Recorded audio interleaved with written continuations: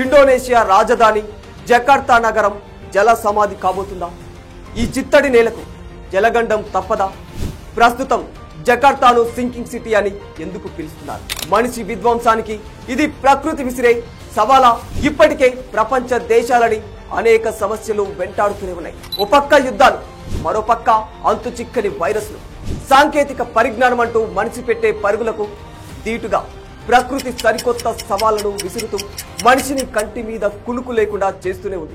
అచ్చం అలాంటి సమస్య ఇప్పుడు జకార్తాను వెంటాడుతోంది. జకార్తా ఇసుక వేస్తే రాలనంత జనాభాతో కిటకిటలాడుతూ ఉంటుంది. రాజధానిలో 1 కోటి మందికి పైగా జనాభా నివసిస్తూ ఉంటారు. మెట్రోపాలిటన్ ప్రాంతాన్ని కలిపితే మొత్తం 3 కోట్లకు పైమాటే ఉంటారు. అయితే ఇక్కడ భరించలేని కాలుష్యం రాజధాని వాసుల్ని ఊపిరి పీల్చుకోనివ్వడం లేదు.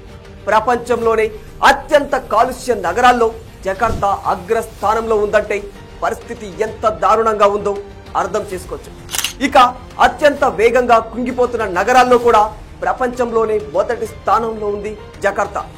ఈ నగరంలో నివసించే ప్రజల కాళ్ల కింద భూమి ఏటా 25 సెంటీమీటర్ల చొప్పున నెమ్మదిగా కుంగిపోతూ ఉంది.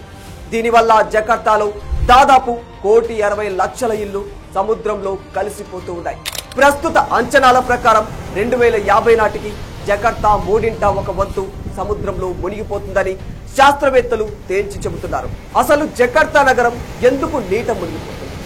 ఇండోనేషియాకే ఈ దయనీయ పరిస్థితి ఎందుకు వచ్చింది? వాస్తవానికి ఇండోనేషియా 17,000 ద్వీప సముదాయాల దేశం. 1600 సంవత్సరంలో డచ్ వలస రాజ్యంగా ఉన్నప్పటి నుంచి ఇండోనేషియాకి జకార్తా రాజధానిగా ఉంది. ఈ నగరం చుట్టూ సముద్రం ఉండి ఇది మధ్యలో ఉంటుంది. నగరం దిగువ నుండి 13 నదులు ఉద్భవించాయి. భూమిపై విపరీతమైన ఒత్తిడి వల్ల గత 10 ఏళ్లలో 2.5 మీటర్ల మేర జకార్తా సముద్రంలోకి కుంగిపోయింది. దీని కారణంగా నగర భూమి చిత్తడి నేలగా మారిపోయింది. ఇండోనేషియాకు భూకంపాల ముప్పు ముందు నుంచే ఉన్న అతిపెద్ద సమస్య. ఇంకా దీనికి తోడు అడ్డు అదుపు లేకుండా భూగర్భ జలాలు వెలికి తీయడం.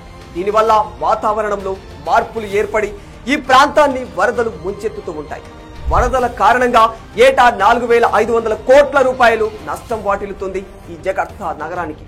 అంతేకాకుండా భూగర్భ జలాలు క్షీణించడంతో ఇక్కడి ప్రజలు తీవ్రమైన తాగునీటి సమస్యలను ఎదుర్కొంటూ ఉన్నారు.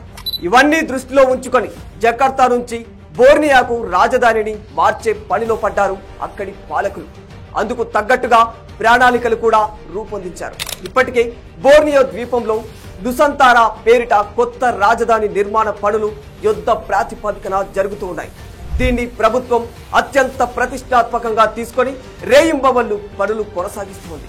అయితే కొత్త నగర నిర్మాణ ప్రాంతం అరుదైన వృక్షజాలం, జంతుజాలానికి ఆలవాలంగా ఉంటుంది. కానీ ఇప్పుడు నగర నిర్మాణానికి చెట్లను భారీ ఎత్తున కొట్టివేస్తున్నారు.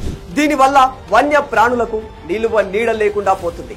రాజధాని కోసం ఏకంగా 2,56,142 హెక్టార్ల అటవీ ప్రాంతాన్ని సేకరిస్తూ ఉన్నారు.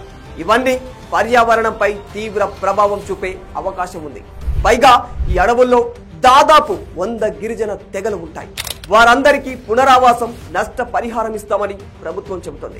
కానీ ఆచరణలో అవన్నీ సవ్యంగా అమలయ్యే అవకాశం చాలా తక్కువగా ఉంటుంది. ఇక గతంలో కూడా ఎన్నో దేశాలు అనేక కారణాలతో రాజధానుల్ని మార్చాయి. రాజధాని దేశానికి నడిబొడ్డున ఉండాలన్న కారణంతో బ్రెజిల్ 1960లో రియో డిజనీరో నుంచి బ్రెజిలియాకు మార్చింది. 1991లో నైజీరియా లాగోస్ నుంచి అబూజాకు మార్చుకుంది. 1997లో కజకిస్తాన్ కూడా అల్మటీ నుంచి నూర్ సుల్తాన్ కు మార్చుకుంది. మయన్మార్ రంగూన్ నుంచి నేపిడాకు రాజధానిగా మార్చుకుంది. అయితే జకార్తా విషయంలో మాత్రం వాతావరణ సంక్షోభం రాజధాని మార్పునకు ప్రధాన కారణంగా మారిపోయింది. For more videos like this, subscribe Big TV channel.